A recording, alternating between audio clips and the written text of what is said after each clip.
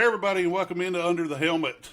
I'll be your host, Josh Van Dusen, and today we've got Zach Jaggers with us, a longtime firefighter, and I'm going to bring Zach in and let him tell a little bit about himself. Hey, Zach, Hey, how are you, Josh? doing great, man. Glad to Good, have you good. on. I appreciate you coming in. Hey, absolutely. I'm happy to be here. I am Zach Jaggers. I'm a lieutenant for Cleveland Fire Department in Cleveland, Tennessee. Been with the city for a little over 18 years. Also a paramedic, work part-time for Bradley County EMS. I am a member of our peer support team, the medical coordinator for the department, among other things. So, just love doing it, man. Been waking up every day for the last 18 plus years, looking forward to going to work. Oh, absolutely, man. Well, thank you, Zach. I appreciate that. Zach brings to us a kind of a unique perspective as we're diving into our third episode of Under the Helmet, and everybody's kind of learning that we discuss first responder mental health and some creative, positive ways to deal with the things that we see and involve ourselves in on a daily basis in our job. Uh, there is a law in Tennessee that was placed into effect as a result of an event that happened in Zach's fire department, and I'm just going to kind of we'll dive into that a little bit today. I guess first off, Zach, will you just kind of tell us the story about your friend and your coworker Dustin Samples? Yeah, absolutely. Dustin's my brother. I actually have Dustin's helmet shield tattooed right there on my forearm. 303. You may have heard of the 303 project. That's how a lot of this stuff got launched. So Right. Dustin, Captain Samples, wanted to serve Cleveland since he knew anything about it. He was a kid. Came to the police department when he was just 18 years old. At the time, you had to be 21 to work for the fire department. And so he went to PD, did a couple of years. When he turned 21, he transferred over to the fire department and never turned back. Ultimately, ended up serving for 22 years before he departed. Um, he was a fireman's fireman. I followed D into some places that I knew we shouldn't be. And I always felt safe because I knew he was with us and he wasn't going to let anything happen. He was the loudest laugh, the sharpest pat on the back. He'd look you square in the face and say, "Love you, brother," and give you a big old bear hug, and you know that he meant it. Um, Right. he was one of my fire academy instructors when I was brand new, and he was the one that we all aspired to be. You wanted to be a fireman like Dustin. Everyone had this like intrinsic drive to just not let him down. Yeah. Obviously, it's about the citizens we serve, but also it's about each other. And D was the one that you wanted to be like. So, Yeah. you know, Yeah. Does I had the great opportunity of being able to work around Dustin is he in his role as a captain and a firefighter he came in numerous calls and as a first responder on medical calls and stuff, so I had a great opportunity to work around him, and he was a very bright person, always had um, positive things and a positive outlook on everything that was going on, even in some of the darkest moments. hmm But Dustin was dealing with a lot of things inside that nobody really knew about. And absolutely. let's. I know that it can be sensitive, but I want to put it out there because I feel like it's important that our listeners and our viewers kind of know a little bit about the background on it, on what happened. But Dustin took his own life as a result of some stress and I don't know if it was actually labeled PTSD or not, but It was. it was related to Dustin's job and his collected trauma that he had Yeah. collected over his 22 years of service. And, It's one of those things, it's like you carry around a backpack, and every time you get a little bit of mm-hmm, trauma here or there, you toss a pebble in that backpack, and it's typically not one pebble that weighs the backpack down, but that one straw that breaks the camel's back, over time. Like I said, he served mm-hmm, for 22 years or so before he took his life in December of 2020. And before that, he was pretty open about it. I mean, you know as well as anybody, you get right, blackballed if you talk about feelings. You know, you're shut up and be a man, bottle it down inside, pour alcohol on it. I mean, these are all the things that we do, and we've got to do better as men. We owe it to ourselves, we owe it to our families, we owe it to the brothers to do better. And so, you know, Dustin decided he was going to do better. He was going to be better. He went and sought help professionally. He spent some time at the IAFF Center for Excellence, and when he came back, he was very open about it. And at this point, he was a captain within the department, so he had rose up through the ranks, you know, um, Right. and he used that position and that platform to try to reach all of us. Hey guys, if it can happen to me, it can happen to you. I mean, this guy, I watched this guy once on a fire. We pulled up on a house fire, and there was a police officer standing out front. And he said he could hear someone screaming inside, and you know, we jumped off the truck and Dustin kicked in the front door, and a ball of flame rolled out and melted his Bork shields. And he and I and another guy went inside and made a search, no hand line. We should have been dead, you know, but we Hmm. followed Dustin right into the mouth of it because we knew that we would be safe when we were with him. You know, Yeah. he had this power. He was a leader before he was ever a formal leader. He was a leader in our department. And I mean, you just Hmm. follow him anywhere. How could you not, you know? And so to see Right. him stand up and say, hey guys, look, you know, it's okay to not be okay. That was really when the shift came. Hmm. And everybody thought, okay, wait, if, you know, if he's allowed to have feelings, then maybe, maybe I am normal for feeling this way. Maybe it is okay for me to talk about it and try to get some help. So really, Right. what became the James Dustin Samples Act was spearheaded by Dustin himself while he was still with us, you know? Right. Yeah. So tell me a little bit about this, the Dustin Samples Act, kind of how it started, and what the push was to, and where it ultimately ended up at. Well, so the the Dustin Samples Act basically places the burden of proof in a nutshell on the department to prove Hmm. that the PTSD diagnosis was not a result of, you know, on the job things. Where used to Hmm. be, you know, if you had a PTSD diagnosis and you wanted to get some help, workers' comp, things like that, the burden of proof was on the fireman to say, hey, look, you know, this is from a collective, this is collective trauma over decades of serving the citizens and the city and all this kind of stuff. Um, Uh-huh. and so we recognized how difficult it was to get help for first responders. There's first off, you know, like I said, the burden of proof on the responder. Also, mental health challenges have always come with a certain stigma. Mm. And so we were trying to break that and show, hey, you know, you got to take, you can't pour from an empty cup, you know? And Yeah. so that's kind of how it got started. What the law is, what it says is basically there are certain eligibility requirements that have to be met. So in Tennessee, you have to be a full-time career fireman. You have to respond to certain traumatic incidents. You have to be diagnosed with PTSD within 1 year of leaving the fire service. And then you have to report that diagnosis to the fire department within 15 days of receiving the diagnosis. So those are the Hmm. stipulations behind the law. And then ultimately, if you meet all of the requirements, the law says it's presumed now that the PTSD is work related, and then the burden of proof is Right. shifted to the fire department, to your employer. Yeah. So at that point, you know, fire departments provide mental health awareness and resiliency training to their firefighters, and then they can apply for grants. Those grants are available to help cover workers' comp claims or workers' comp costs for PTSD claims, rather. So, you know, Right. this helps promote mental health awareness in the fire service. It improves access to the Hmm. benefits, and it also reduces the overall employer costs associated with mitigating PTSD that we see running as rampantly in the fire service as you do in the military anymore, Right. you know? Yeah. So, Absolutely. It's the statistics have gone through the roof. oh yeah, And do I believe that this is something new that we're just seeing so much more PTSD now? I don't believe it is. I believe we're recognizing it more now.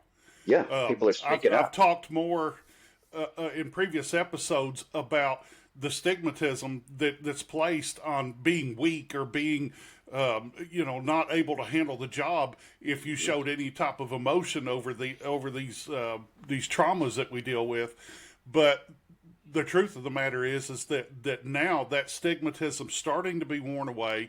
We're starting to see more and more cases pop up but these cases have always been there. Absolutely. We're just talking about it. They've just yeah, they've not been acknowledged in the past because of we're supposed to be able to brush it off and walk on. Yeah, And be a man, right? um, yeah, absolutely. And I told a story. I'm going to just briefly bring it back up, but I told a story back. I started very, very young in the fire and EMS service.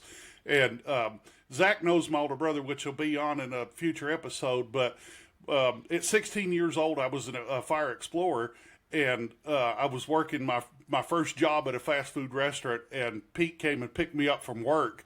And as as we were coming back, returning, we found a hard working job. House was on fire, flames shooting out of the roof. Well, there ended up being a 4-month old baby girl inside that perished in that fire. And the mother arrived on scene, and I was 16 years old at the time, so I wasn't actively fighting fire. But she was headed straight into the active, process that were the operations that were going on. And I just grabbed her and I held her until my dad got there. And my dad had been a chaplain for years in the fire service. I pushed her into my dad's arms, and I went and sat on the tailboard of the truck and cried. But at 16, I remember thinking that if the other guys see me doing this, they're going to think I'm a pansy. Hmm. And that was the stigmatism back then, that you could not show your emotions. You could not show that this stuff affected you. But what normal human being out there, other than firefighters, police officers, medics, and EMTs, and like, what normal human being is expected to be able to deal with something like that and not show anything on it? Yeah, well, and the And average person might experience what, one or two traumas in their entire life, if they're unfortunate. yep, And you might get two or three before lunchtime on any given shift. And you absolutely. just, like I said earlier, you can't pour from an empty cup, and we have to recognize that we have to do better. We owe it to ourselves and to each other to do better and be better, or else we're in a tight spot. Yeah. So I think we're leaps and bounds from where we were 25 years ago. Oh, for sure. And the the Dust and Samples Act in Tennessee giving the presumptive PTSD diagnosis as being a work related injury is huge for us. It's Big one. enormous, and it breaks my heart that it had to happen that way, and that Dustin lost his life. But in the long run, this is enormous for the entire fire service in Tennessee. It's enormous, For and sure. I hope one day that it'll expand to EMS and expand to law enforcement, and I think it's coming. I really do. I think it's coming. There just needs to be a push in that direction more. It's legislation, and it's not easily changed. Yeah. So, but so We're on the right track what? though. Yes, absolutely. What changes have you seen in your own department as a result of this law change, as far as operation and procedures, and as far as your like SOGs and stuff like that? What have you seen take place in your own department as a result of this law passing?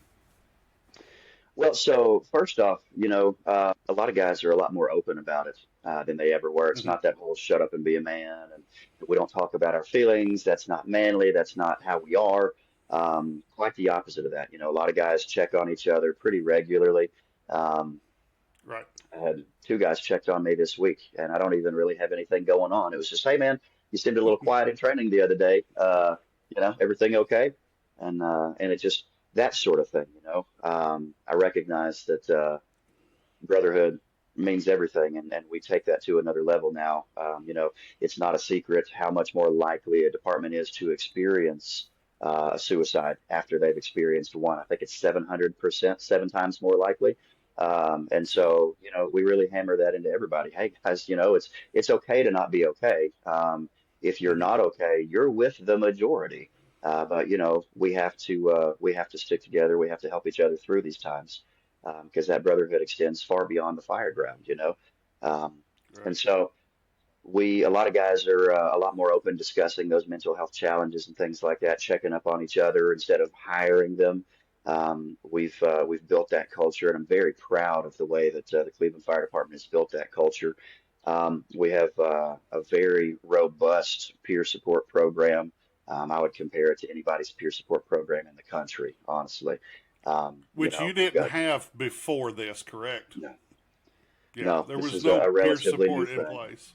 Yeah, well, I mean, it's, who knew, right? Right, Um, absolutely. and so we're taking the initiative has been not just for fitness, but for overall wellness. And so, we've implemented fitness standards, but now we're also Hmm. implementing wellness standards, health, mental health, physical health. All of these things are tied together.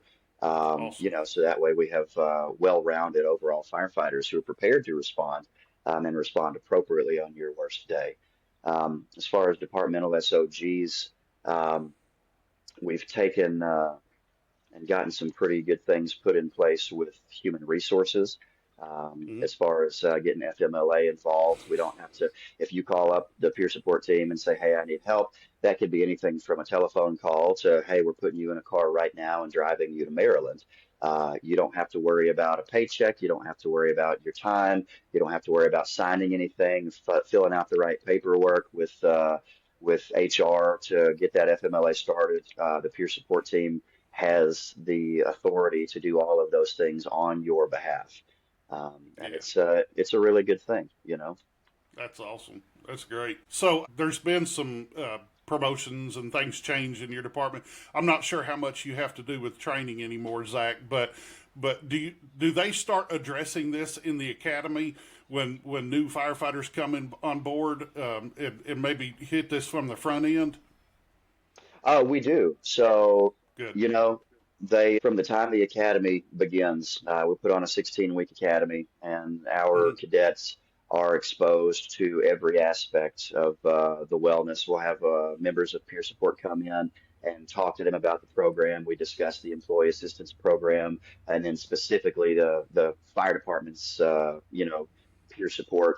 We give everybody a list of names and contact information for members on there.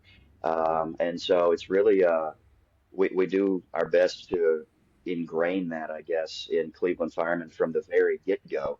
And then even periodically, we do some peer support classes departmentally, not just for the peer support team, but for the entire department. Just, Yeah. hey, as a reminder, this is what you've got going on. Here's who was on the team. Hmm. And as time has passed, you know, it's become important for us to make sure that we're keeping um, fresh faces on the peer support team, gathering, some members who are like-minded and whose hearts are in that place from the younger members of our ranks. Right. Because like you said, as promotions happen, you've got a guy who was a fireman when the peer support team was created. And then all of a sudden, he's made a couple of jumps, and now he's wearing a red helmet. And maybe some of these younger firemen don't feel like he's as approachable because he's a superior or something like that. And Right. so, we really try to do our best to make sure that we've got a variety of contacts on that list. So that way, there's everyone in the department has someone with whom they are comfortable that they can call and say, "Hey, man, I'm having a hard time." You know what I mean? Yeah, that's awesome. I'm glad to hear that, and I'm glad to see that progressing in that city and town. That's amazing. So tell me, Zach, what are some personal changes you think you've made since this law came into effect that help guard you against this compounded traumas that we deal with? Well, I recognize that I have to show up for my family first. Yeah. I'm a husband, I'm a father, I'm a son, and these Hmm. people in my life, I'm very fortunate to have a very close relationship with my family, and so I do my very best to guard them from all of this stuff.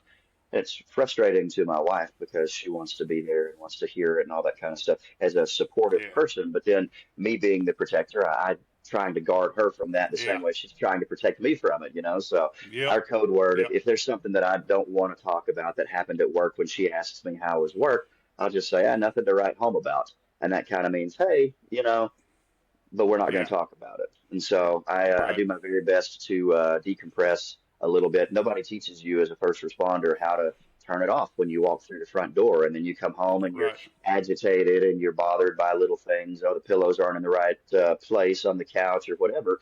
And even Yeah. though your frustrations are directed toward your family, it's not because they did anything wrong. It's because they're just present, and nobody taught you how to turn that off before you walked through the Right. door, you know?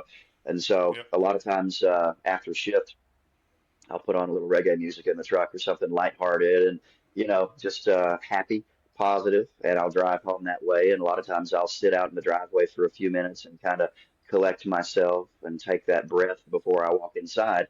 And Hmm. that way I can be fully present for my family. I try to have healthy habits and healthy outlets. I spend a lot of time in the gym. Picking up heavy Right. circles and putting them down several days a week helps my brain. I Spend never a lot knew of that about you, Zach. yeah, hi, funny man.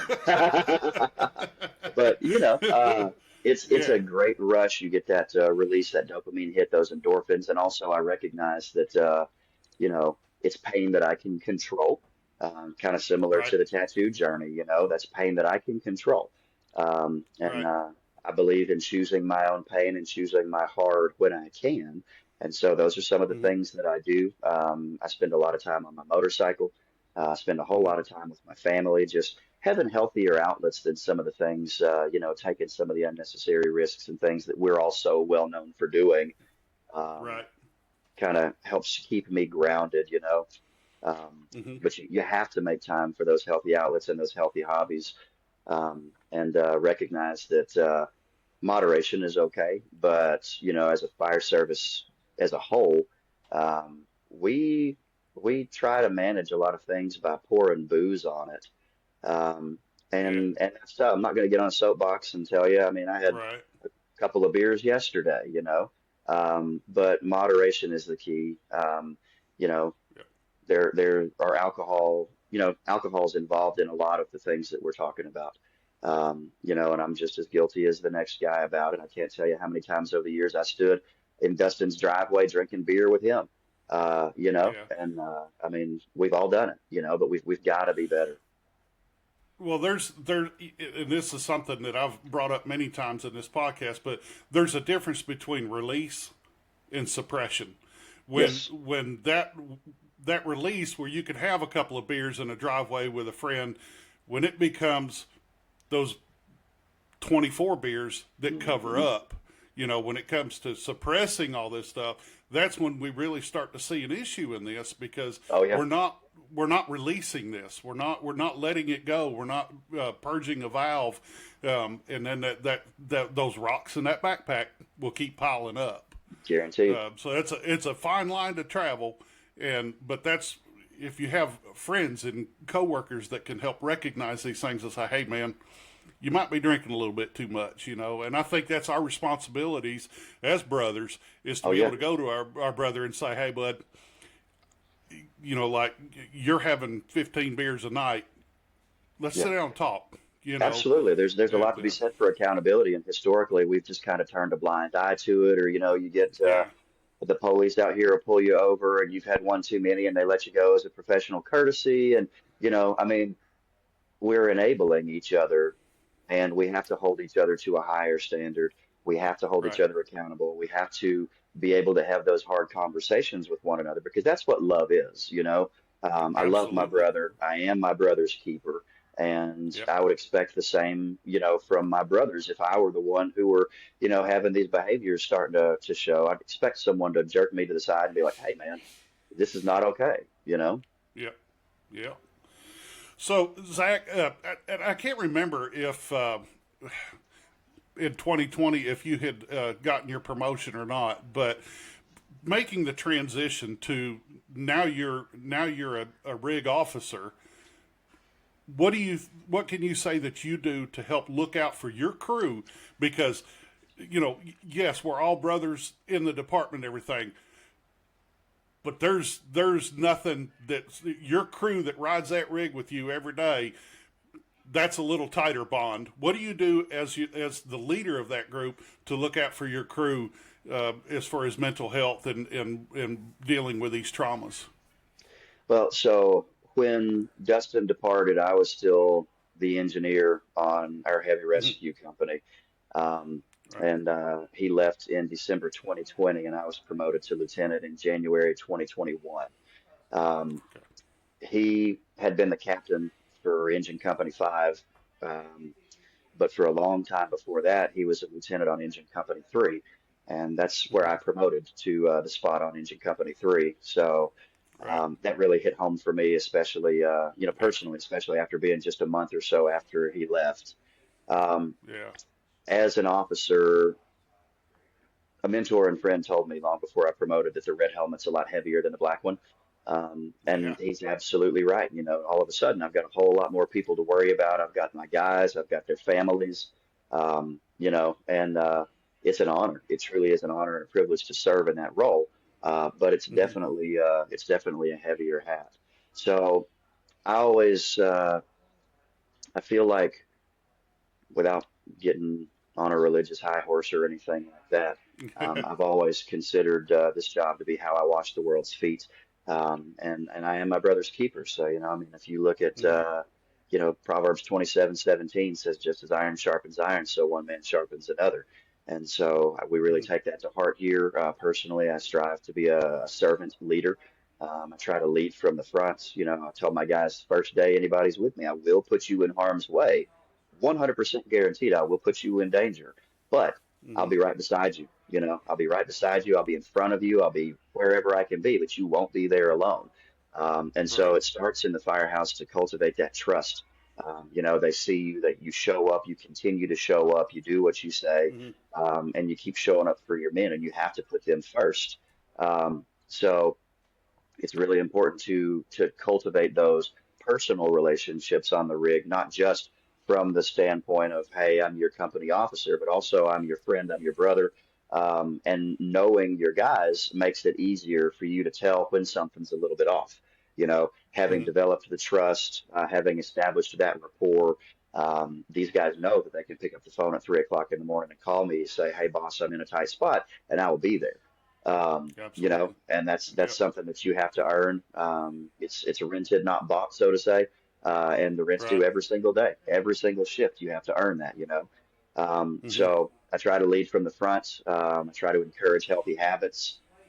We all get in the gym and lift together every single shift, no exceptions. We try to keep things light because as we keep things light, it helps build that trust when things get heavy. A lot of praise Right. publicly, and they have to know that when you say you've got their back, it's more than just lip service. Right. Um, so Yep. servant leadership, I would say, in a nutshell, is the biggest thing for me. Right. I like that. I like that attitude. And I think it builds a strong rapport and relationship with your subordinates so that they don't feel necessarily like subordinates. They feel like team members. And Exactly, I exactly. think that's huge when you talk about someone trusting someone enough to say having problems because Yeah, that takes a lot, man. It took a lot for me to finally say I'm having issues. You know, yeah. I've got something I've got to deal with, and it takes a lot, and it breaks you down internally. And Absolutely. Well, it's my goal as a but company officer is to develop a company where if we jump off the rig and nobody's wearing any sort of identifiers, nobody can tell who's in charge because everybody's doing the right. job so well. Everybody can do the job so well. Everybody's holding each other accountable. And Hmm. and that extends far beyond an emergency scene. That's in the firehouse, that's out of the firehouse. Um, I trust my junior tailboard man to call me out if it's necessary, and I guarantee you 100% that he would. Right now, he would. And Right. that's the culture that we're trying to keep. Yeah. That's awesome. So let's talk a little bit more about the peer support team. I know you're involved in it. Tell me kind of Mhm. how yours is structured. As far as like what do you have somebody that's kind of over it, or do you have a team approach, or let's just talk a little bit about your peer support team and how it functions. So anonymity in the peer support team is key. If Right. nobody knows what we're doing, it means that we're doing our job well. So we Hmm. do have we do have one overall coordinator who kind of is Hmm. like has the master list, has the phone numbers. We need to get you in touch with these people or those people. Hmm. But we have several names, several members on the peer support team, and so you as a fireman recognize that. hey, I'm having a problem. I'd like to talk to somebody about it. You can contact anyone on that list, and anyone on that list can get you the resources that you need, and it's totally anonymous. Now, there may be, I may ask you, hey, Josh, is it okay if I involve so and so on this? The lead of the peer support team, because he's going to have more answers than I do. I'm going to be essentially your handler since you reached out to me. I'm going to be there with you every step of the way. But Right. maybe this other guy's got a little bit better information, and it would be easier if we involved him in the conversation instead of me being the middleman and just bouncing back and forth.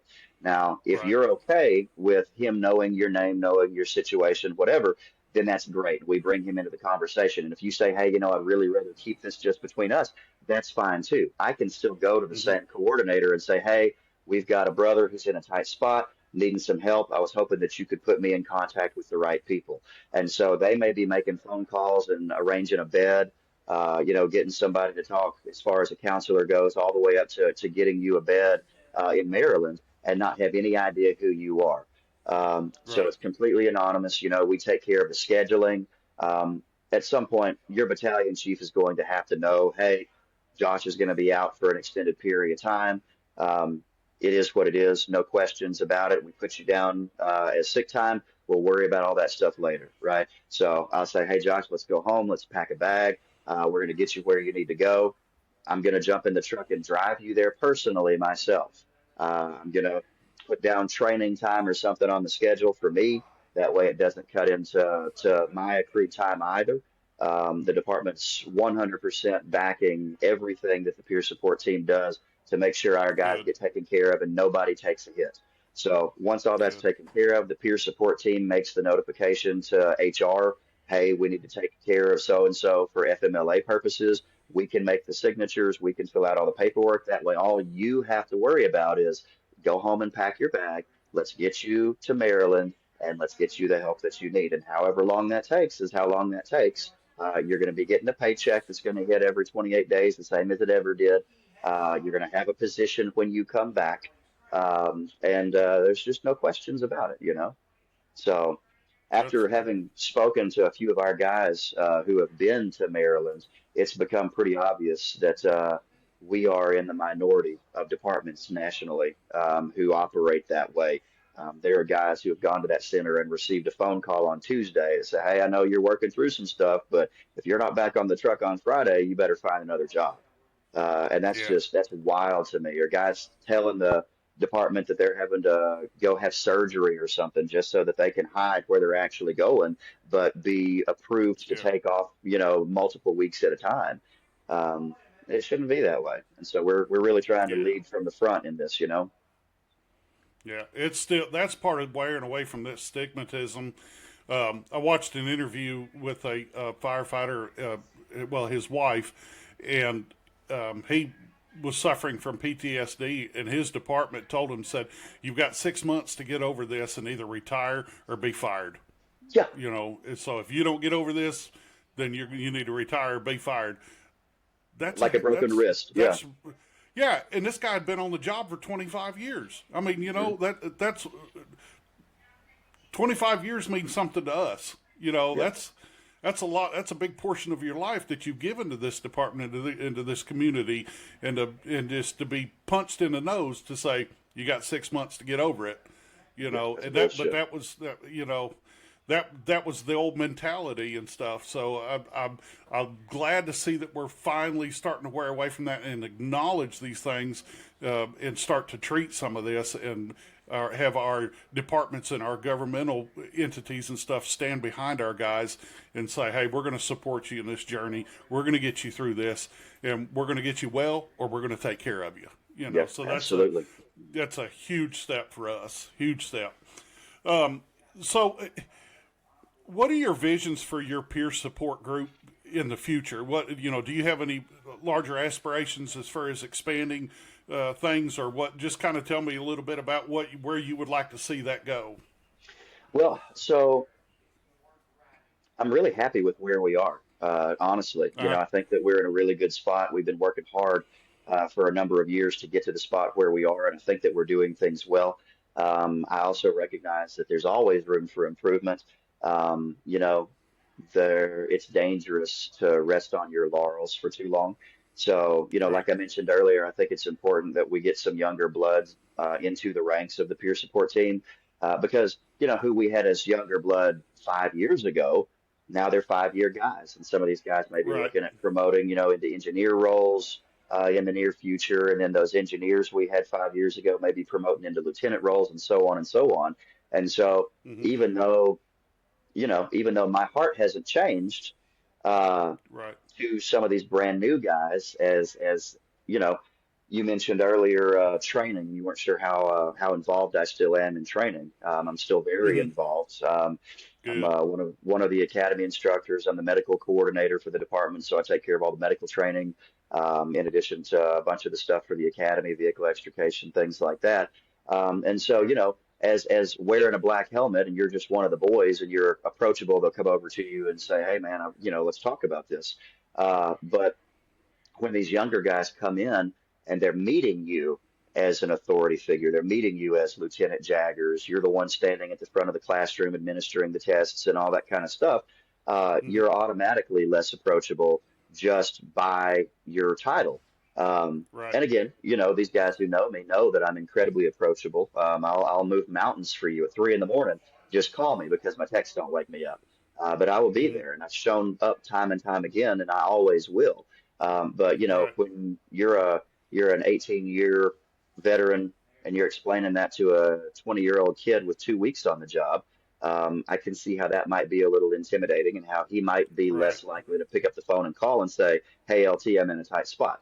And so, as we continue to age, it's going to be important to make sure that we've got some contact folks that are able to be approachable by the younger generations too. We're also Yeah. currently working on putting some stuff down on paper. We've got a lot of great things that we're doing, but we kind of operate in a gray area, so to speak, Hmm. with some of the HR stuff and some of the sick leave and all that. And so we're actively in the process now of writing wellness SOPs to go along with the health, SOPs, so that we've got kind of a multifaceted approach to health and wellness, and that's going to ensure a place for the peer support team as the department grows and as time passes. Right. Excellent. That's good to hear because then it puts it in black and white, and then there's no Exactly. question, and there's no backing out on the other end of it, and I think that it will by putting it in SOPs and SOGs that it also kind of solidifies you for funding, and which we all know that no matter what you do, it takes money to run it. Hmm. And speaking of that, there's been I've seen some social media posts and stuff where your peer support groups are doing activities together. You're going out and you're going, bowling, or you're having a cookout, or you're doing something together as a group. Kind of tell me what your methodology is behind that. I mean, I kind of know, and most of us will know, but just for somebody that might be popping in and doesn't understand a peer support group, why would you do something off duty together like this? Well, we're all human and we have similar interests, we have similar likes. I mentioned earlier that I try really hard not to bring work home with me. And one of the Hmm. ways that I do that is by having these healthy outlets and by having these healthy things that I do outside of work, activities, get on the motorcycle, get on a mountain bike, go for a hike, get out in the sun. It's proven that Hmm. sunlight helps with these things. And so, being a brother doesn't just mean I've got your back when we're on a hose line. Being a brother means that I have a vested interest in your overall well-being as a man, as a father, as a brother, as a, son. I have an overall interest in your life. And so if we can help each other, maybe I've got some healthy habits that somebody else doesn't even know exists. Hey man, why are you always Hmm. whistling when you come into the station? What are you doing that I'm not doing? And if your idea Right. of taking care of yourself is holding up a bar stool, and maybe I could show you a better way. Maybe you could show me a better way, you know? And Yeah. so getting people out and, if all of us were doing everything correctly, we wouldn't need a peer support team. We wouldn't Right. need an IAFF Center for Excellence. We wouldn't need a James Dustin Samples Act because we would Mm-hmm. all be making sure that our cups were filled properly. But that's Yeah. not human nature. And so Mm-hmm. we got to help each other out everywhere we can. We've actually discussed, talking about savings, talking about finances, doing some classes for the spouses outside the fire hall. Here's what you can expect. Yeah. And so our approach to peer support is multifaceted because we want overall wellness for a lifetime. Not just when you're on Right. shift every third day. Yeah.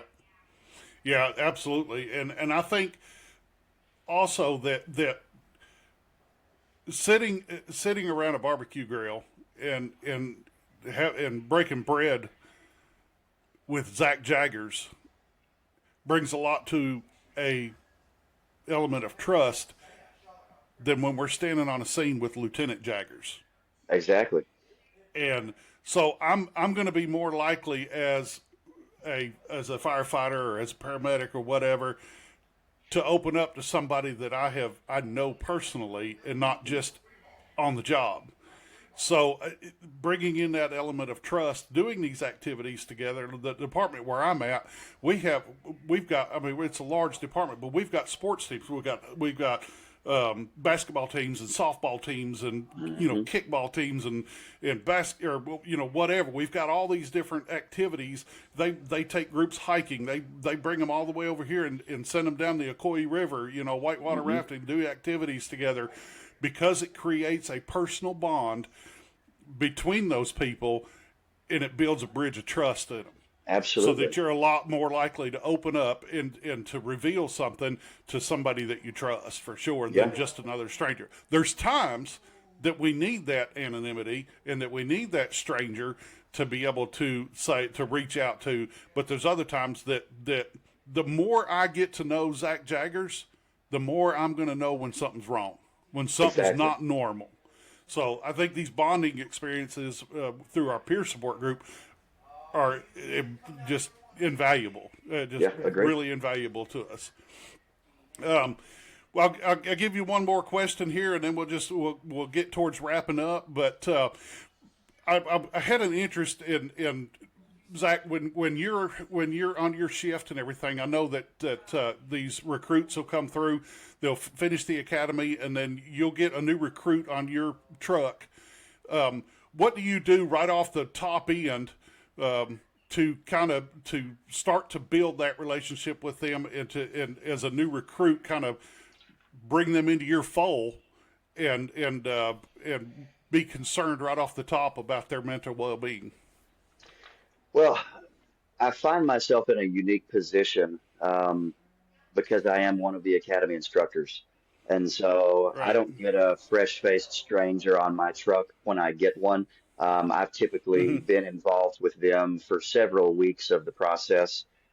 So I may not know you on a first name basis. I may not know who your mama is and things like that, but I kind of have an idea because, you get to, as an instructor, you get to be part of that bond building process for those cadets who are building bonds with each other, but they're also learning, some of the other members of the departments who are directly involved in their training. And so we're having Right. conversations, and not all of those conversations are about the book or about the technical skills that we do on the training ground at the training center or anything like that. I mean, you kind of get to know them a little bit in that process. And so by the time I get a rookie firefighter on my truck, I kind of have an idea of who they are.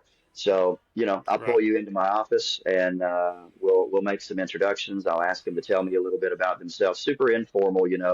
I always get telephone numbers, addresses, contact information, for them, and also for someone that I could contact on their behalf if I needed to.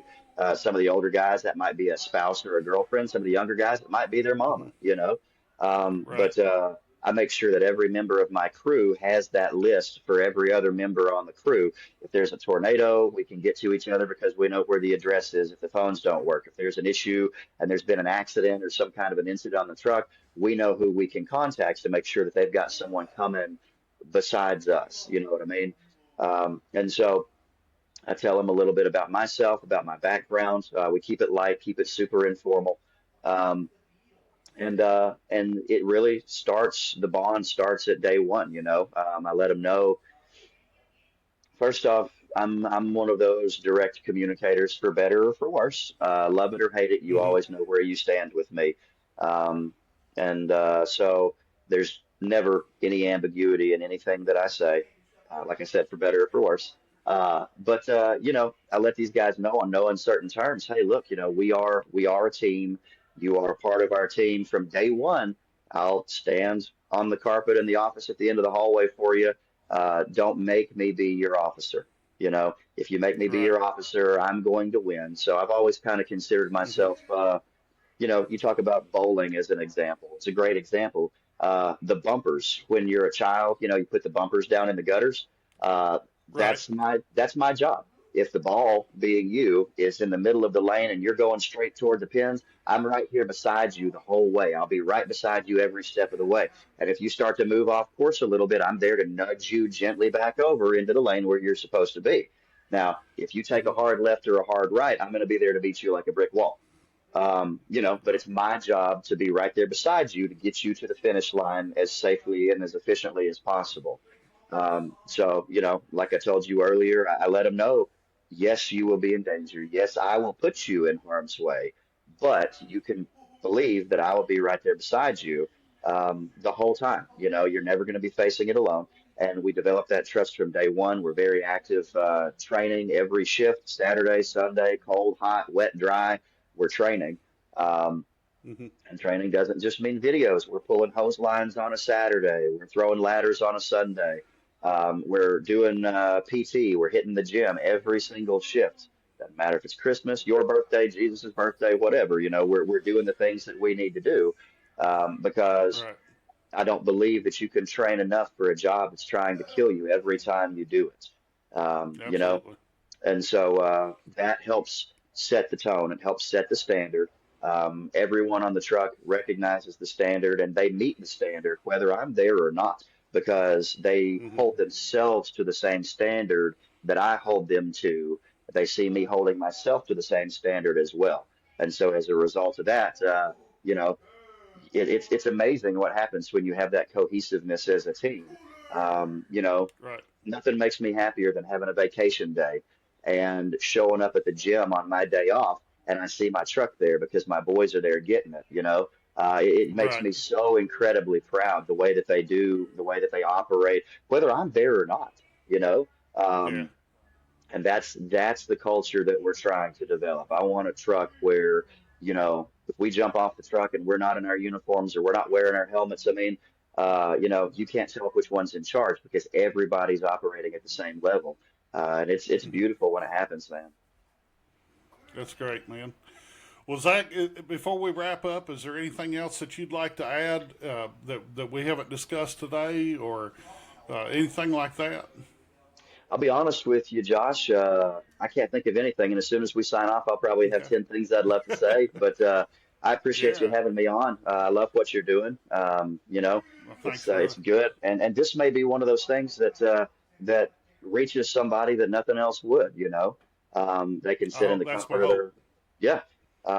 And it takes all these different things. It's just one more part of a multifaceted approach to overall wellness. And my hats off to you, brother. I hope it explodes. Thank you, man. I appreciate that. You guys, if you have any questions you'd like to ask Zach, please shoot me an email underthehelmettn@gmail.com. I can pass them along to Zach, get the answer to your questions, and we'll email you back or we'll address it on a future episode. If you guys would like to see Zach come back on another episode, talk about a different topic, we'd be happy to see if we can get that arranged too.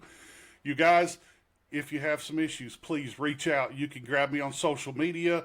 I promise you, I will get back to you. Shoot me an email, call me on social media, reach out to me. I've got plenty of resources that I can get you in contact with you.